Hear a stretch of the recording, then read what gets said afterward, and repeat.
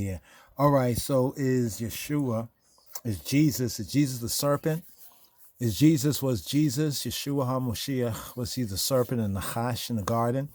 This is an interesting question, the reasonment. One of the Napashadar brought out some interesting points concerning, the serpent being Yeshua or Jesus being Yahweh Shai, as some say, or the serpent. But moreover, to the true Gnosis, because there's a Gnosis, pseudonymos is science. The word science in the New Testament Bible is called Gnosis, okay? Let's do this right here. Let's see if we can bring this up right here. Let's go to a biblical quote. I know it's all on the sideways, but right here. Okay, go for that right there. And just to break down the word Gnosis in the New Testament, right? In the New Testament, Gnosis. So we say you need discernment to who are the Gnostics, like Christian. We say Christian, we say Jews, we say Hebrews, Israelites, we say whoever, we need discernment. Discernment is always necessary. Let's go over here to this verse right here. Science. You see right here where 1 Timothy 6:20 says, "O Timothy, Timotheos." This was Rabbi Shaul, a.k.a. HaShaliach. The word for apostle is HaShaliach. The apostle, Shaliach. 1 cent. In this sense, Yeshua is the 1 cent. He came to testify to the true God, right? And he says the true faith is about the true God and the one who he has sent, right? Shalach, to be sent. So here we have Timothy, disciple, right? Timothy, the disciple. To me, he reminded me of like Baal Mali, Barhana Selassie. His mother was a Yehudi, was we say a Judean, a Judahite, right? And his father was a Gentile. Check. But here, this is a disciple of Paul, Hawaria Paulos, Rabbi Shaul. He says, "Oh, Timothy, keep that which is committed, right? That which is committed to thy trust, right? Trust and truth, right? Avoiding profane and vain babblings." Who's hearing some babblings, right? And oppositions, right? Of science, falsely so-called. This verse right here is Gnosis pseudonymos. Gnosis, right? You see the word Greek right there, the koine Greek, right? The koine Greek, science, and this here in the Greek is Gnosis, right? So there is the true Gnostics, right? The true faithful followers of the Moshiach Yeshua. And we say the apostles, especially Hawaria Paulos, was amongst those true, right? Those were the true Gnosis, the epignosis, the knowledge, right? Now, from the word Gnosis, you see the word Gnosis? Because someone would say, "Oh, the Gnostics, Gnosticism." Well, yeah, see, Gnosticism is like Christianism. It's like Israelism. It's like any ism, whatever ism. You have to have discernment to be able to tell between two things that are similar, right? And the discernment, right, the understanding, the bina, will show you how they are similar but not the same. So we have knowledge. Knowledge signifies in general intelligent understanding. You see, it's the general gnosis, right, of the Christian, they say religion, but of the way of the Moshiach, of Christ, the deeper, more perfect and large knowledge of this. Okay, they use the word religion, really justness, right? Such as belongs to the more advanced, right? So you can see how this word is broken down, knowing, the act of knowing, because some are against gnosis. They want to keep you in ignosis. Ignosis is ignorance. Ignosis, right? Don't want you to be ignorant of this. So here, this phrase, Gnosis pseudonymos, right? You see falsely, look at that, pseudonymos, pseudonymos. So this falsely named, falsely so-called. So a lot of things people say this is this, but that's falsely so-called. It's a counterfeit. That's what we talk about, counterfeit Christianity, right? We have Gentile Christianity, and we had Yehuda Christianity, or Yehuda way of Moshiach. This is the original, the groundation, the foundation. So here, at the groundation foundation, Paul is wanting his Talmud, right, his disciple Timotheos, right, to keep that which is committed to thy trust, avoiding profane and vain babblings, and gnosis, right? Gnosis, knowledge, gnosis, right? What? Pseudonymos. Now, lest one say that this is against knowledge. Yeshua said, "You shall know the truth," and speaks about the epignosis, the full knowledge, right? The complete knowledge, not the pseudonymos. Some people talk about God. A lot of that is pseudonymos. But here concerning was Yeshua the serpent in the garden. right? Was he the serpent in the garden? This will be a quick part one right here. Was he the serpent in the garden? Where do I want to get that from? Genesis, Bereshith. There's a lot of problematic with that right there. I understand why people go to that, because from reading it and reading, a little bit here, a little bit there, as Moses lifted up the serpent, the brazen serpent in the wilderness, and one's looked on it. But the brazen serpent, yes, it's a serpent. Yes, the Nahash, there was a serpent in the garden. But it's like saying there's a man. There's this man over there. It's not the same as that man. Every man is not the same man. Check. Be wise as what? Serpent. Serpent is also a symbol of wisdom, right? I think when most Christians and most people, believers, or people who are made to believe in the make believe, they don't really get to understand it for themselves. They see, okay, the serpent over here, bad. Therefore, every serpent is bad. Then when they see Yeshua talk about the serpent over here, they say, wait, what's going on here? They get confused, right? Now, this actually comes from over here. Let's actually bring this out over here, right? And we have this right here. This is from some of the true Gnosis. So when we look at the Gnostic writings, there's the true Gnostics, right? The true followers of the Moshiach, and then there's the false, the pseudo. As we went to that verse right there, the pseudonymos, falsely so-called. People talk about knowledge, and a lot of it's fake, right? Not true knowledge. So here we're looking up in what's called the Apocryphon, right? The Apocryphon, right? So let's see if we can go over here. The Apocryphon. Let's go all the way to the top. I'm going to go all the way to the top because I want you to see what the beginning of this document is. The secret book Apocryphon of Yohanan, right? Of John. Yes, this is a Gnostic book, but there's the true Gnostics, the true knowers. Like Yeshua said, ye shall know the truth, and the truth shall set you free. There's the epignosis. For one's not in the Koine in the Greek, look it up. Full knowledge, epignosis. Yeshua speaks about gnosis, gnostikoi, gnosis, knowing, the act of knowing by experience, right? Right. Okay, so here we have this right here. We're looking up snake. Right. So now this whole thing about whether Yeshua was the snake, was he the serpent in the garden, was something that was reasoned on between the followers, the Christianoi, the early Nazarene and Christianoi of Moshiach, Yeshua, we could say of the Yehudi church, the Yehudi Christianity. So there's Jewish Christianity, the original, coming out of Yehuda, the tribe of Judah. Then we have the Gentile Christianity, right? This is where a lot of things get confused, right? There was a Yehudi church, right, which James, Yaakov was the first bishop of it. And then we have, other churches that developed later on over the centuries, where we get so-called Christianity and the historical aspects of the church and church history. But before all of that connects directly with the Bible, we have the true Gnosis among the Gnostics. It's like the true Christians amongst those who are called Christians, right? The true Yehudi among those who are called Jews. And we can go through that on many different levels if we have understanding. So here it speaks of the snake or the Nahash. And I said to the Savior, Sir, Adoni, was it not the snake that taught Adam to eat? Now the Savior, speaking of Yeshua, Jesus, he laughed and said, the snake taught them to consume imperfection. So what the Nahash in the garden taught them was to consume imperfection, consisting of sowing of desire for corruption, so that he, Adam, might become useful to it, so that man might become a useful tool, right, to the serpent, to the Nahash, to the deceivers, check.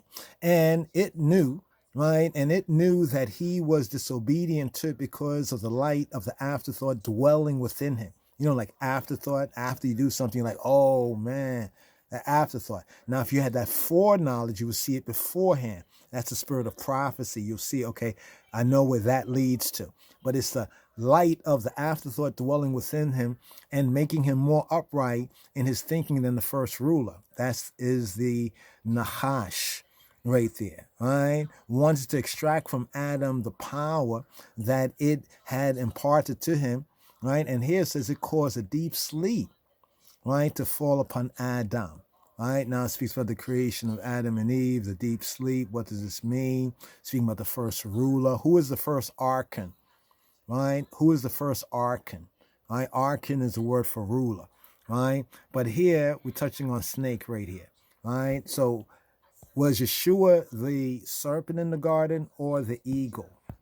He was the eagle. Remember, it was on eagle's wings that the Bnei Yisrael came out of Egypt, right? And also the eagle, the Betutent Cheru, right?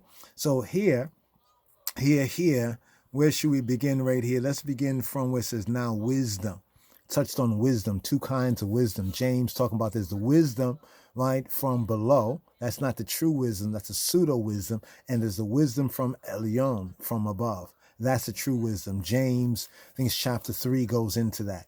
Now, wisdom, the Hebrew Sophia, Chokmah, our sibling, who innocently descended in order to rectify her lack, was therefore called life Zoe. Now, Zoe here is a link with Hawa and Eve. Mother of the living, mother of all living, by the forethought of the absolute power of heaven. And the part of the text is broken off. And thanks to it, thanks to life, they tasted perfect acquaintance. See, the tree of the knowledge of Tov and Ra. It was intended that they would, no doubt, this was known that they would, but the choice factor. See, the Gan Ba'aden is all about the choice factor, right? Because we know that all things work together for the good of those who what? Who love Elohim, Ha-Elohim, and who are called according to his purpose. What was the purpose of Yahweh Eloheinu? Well, he commanded man, right, to tend and tilt his garden. He could eat of everything, but then warned him that when he ate of this tree, some say he didn't have free will. He did have free will. That's why he ate of it, right? Like I said, you can have all this is yours, but that one thing over there, leave that alone. That's the thing you can go after. That means you have exercised your will. So thanks to it, to life, to Hawa, right? They tasted perfect acquaintance. I myself, now here the I myself is Yeshua here speaking, right?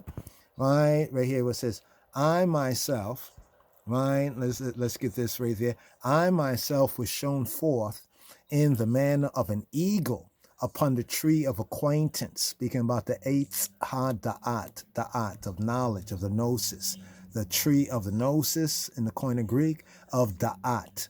That's why on the Kabbalistic tree of life, many of the trees, the Eitz Chaim, they often take out Da'at, or what some might call Dath, D-A-apostrophe-A-T or D-A-A-T, the Hebrew Da'at. Right? So here Yeshua is saying that I myself, Anoki, was shown forth in the manner of the Nesher, the eagle, the Nisr in the Ethiopic, Afro-Shemitic, Amharic is, then in the Hebrew we have Nesher, right? Upon the tree of acquaintance. That is the afterthought. See, by eating of the tree of the knowledge of good and evil, people usually learn afterwards about the Tov and Ra. The Tov, the good, the Ra, and the Ra'ah, the evil. The good, the Tov, the beneficial, and the Ra'ah, the harmful, right? Which is the afterthought derived from the uncontaminated, luminous forethought.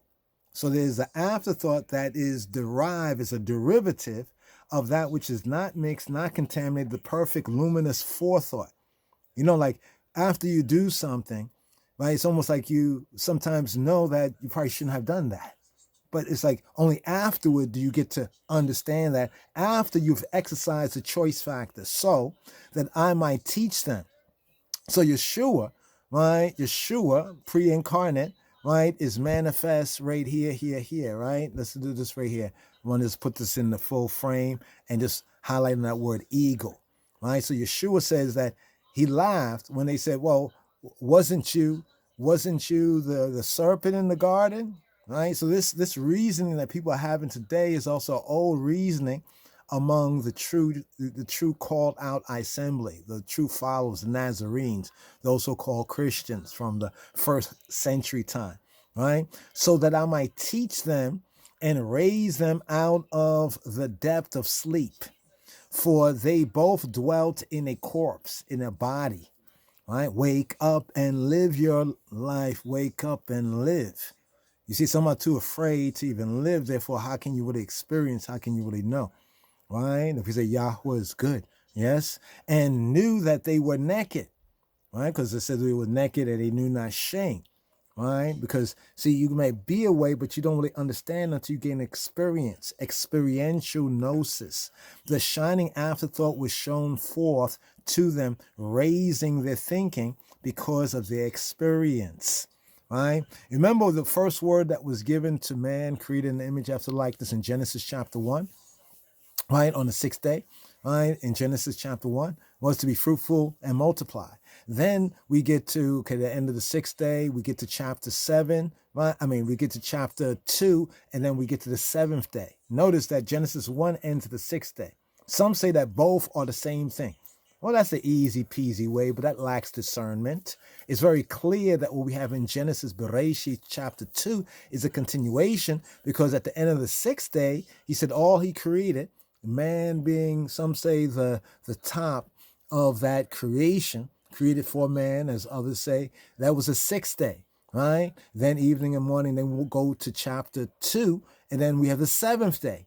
Then after the seventh day, check, right? Not that man now had the dominion over the whole earth and all the animals, but now we have this Adam being formed, squeezed from the dust, the afar of the Adama, for a set purpose, to tend to a garden, right? To tend to a garden. So we had one Adam, right? Originally chapter 1, everything, creation, creatures, fowl, everything, all the earth, subdue it, be fruitful and multiply.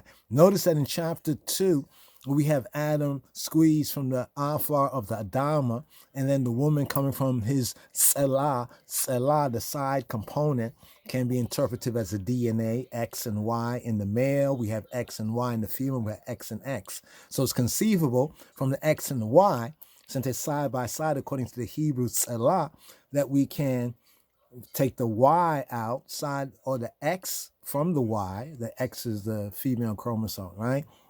So we see there's a difference of narrative. Those who say that both chapters are the same chapter, right, are not really speaking the truth there, right? But that's a whole other matter. But here, Yeshua says he was shown forth in the manner of an eagle upon the tree of acquaintance, upon the Eitz Da'at, right, Tov Ra, right, Eitz Da'at, Tov Ra, right, Tov, good, Ra, and of evil. Let's go back to the snake part right here. Then we'll pick up with a little more detail after this right here. So was Yeshua the snake? Was he the Nachash? Right? No, the Nachash to Yeshua, even the pre-incarnate, was like a sock puppet. Right? The Nachash was like a sock puppet. Right? It says, but, let's go over here, right here, the tree of paradise. Right? But as for that tree that is called by them the tree of acquaintance with good and evil, the Eitz Da'at of Gnosis, of acquaintance equals Gnosis, right? Equals Da'at, equals knowledge. Eitz Da'at Tov Ra. Tov, good, Ra, which is the afterthought of light, the afterthought of illumination. They remained in its presence, lest he gaze upon his fulfillment and recognize the nakedness of his shame. But I rectify them, right, so that they ate. So here it implies that Yeshua is saying that he rectified Adam and Hawa, the Ish and the Isha, in the Gan Ba'ed, in the Garden of Delights, the Garden of Eden, to rectify them. Now here's where the Nachash is brought in, right? So it says, I said to the Savior, sir, was it not the snake that taught Adam to eat? The Savior laughed and said, the snake taught them to consume imperfection consisting of the sowing of desire for corruption. This is why we get Cain born. Check. Right now, when one say, well, the Nachash, it was Yeshua, but Yeshua comes from the seed of the woman, not the seed of the serpent.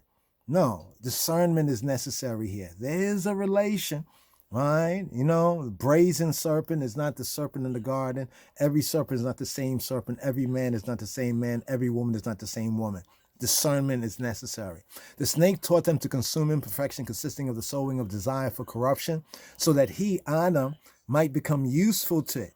And it knew that he was disobedient to it because of the light of the afterthought dwelling in him, and making him more upright in his thinking, right, than the first ruler. Now, that part there we're going to have to unpack. Who was the first archon, right? The first archon, and wanted to extract from Adam the power, right, that it had imparted to him.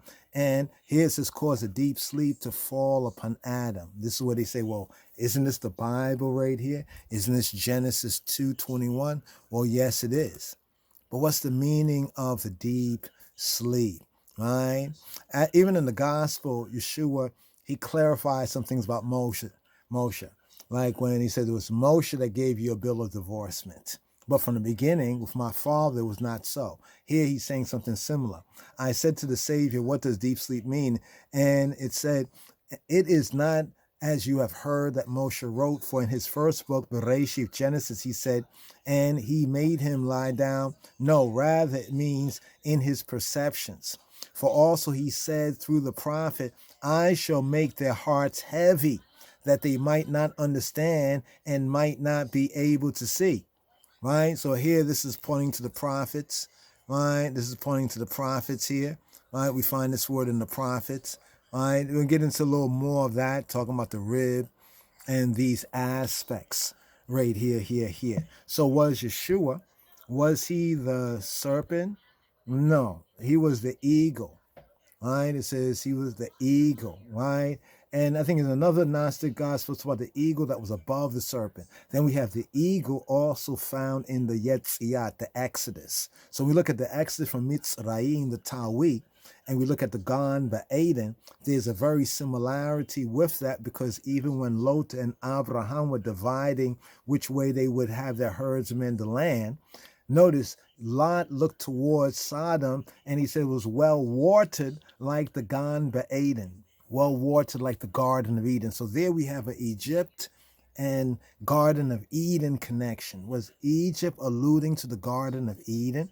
Remember, we have Moshe putting this in his first book, right? So there's a meaning of this. So we have the eagle, right? The eagle. But what about the serpent? Was he the serpent, the connection with the eagle? No, he was the eagle, right? That was above the serpent, right? The serpent to Yeshua at best was a sock puppet, but Yeshua is not from the serpent, right? The serpent was created by Hadabar, right? By the word, the pre-incarnate, right? We say God in the flesh. Then this is the connection here where we have the serpent here. The seraphim are serpents too, and we find them, but they're not the nachash in the garden, but they are fiery serpents. All right. A little bit more on this as well. As Moses lifted up the serpent in the wilderness, so must the Son of Man, the Ben Adam. Who was, right, the Ben Adam, right, the sons of Adam? There was Cain, right? Some might say there was Abel, but there was Seth, right? And there was the descendants that come through the Noah line, the children of humanity, right? Yeshua, the pre-incarnate, taking on this, right, tabernacle, because man has come under that dominion of who? Right? Lifted up the serpent in the wilderness, that whoever beheld, whoever looked on it was healed. But that's a different serpent than the Nachash in the garden. People are confusing one serpent for the next serpent. You know what I mean? One man for the next man, right? And a little bit more on this as we go forward, right? When we start to deal with the tree, right? And the serpent and the wisdom motif. Which serpent?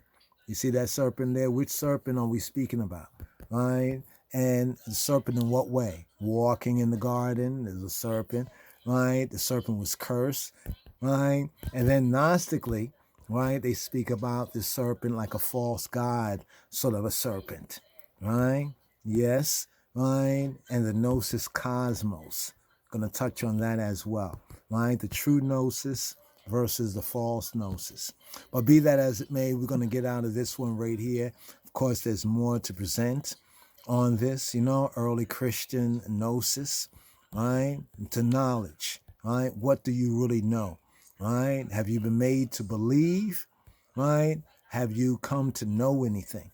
Many people who have been made to believe haven't come to really know the truth for themselves. So let's reason on this one right here. So was Yeshua the serpent in the garden? Or was he the eagle above the serpent, right? Was he almost like the director, right? Knowing how this scene is going, He already warned them, but they've also made their choice. And therefore, if one made their choice and you're giving them free will to make their choice, you have to allow them now the consequences of their action. Right? This is what is going on. Now, a little bit more on the whole theme of the serpents, right? As we see the snakes and serpents in many different ways, but we need discernment, right? The symbolism of the who? Of a snake around the rod, right? The snake and the tree. The rods are usually made of wood, right? The cadeus, we'll touch on this because some are confusing the cadeus and the rod of Asclepius, right? So this is the symbol right here, what Yeshua is kind of saying right there, that he was the eagle, right? He was the eagle above. Because for the children, Yisrael, Yahweh will say that he brought them out on eagle's wings, right? On eagle's wings, right? So here, getting to the true Gnostic is getting into the true tree of life and a true understanding of it.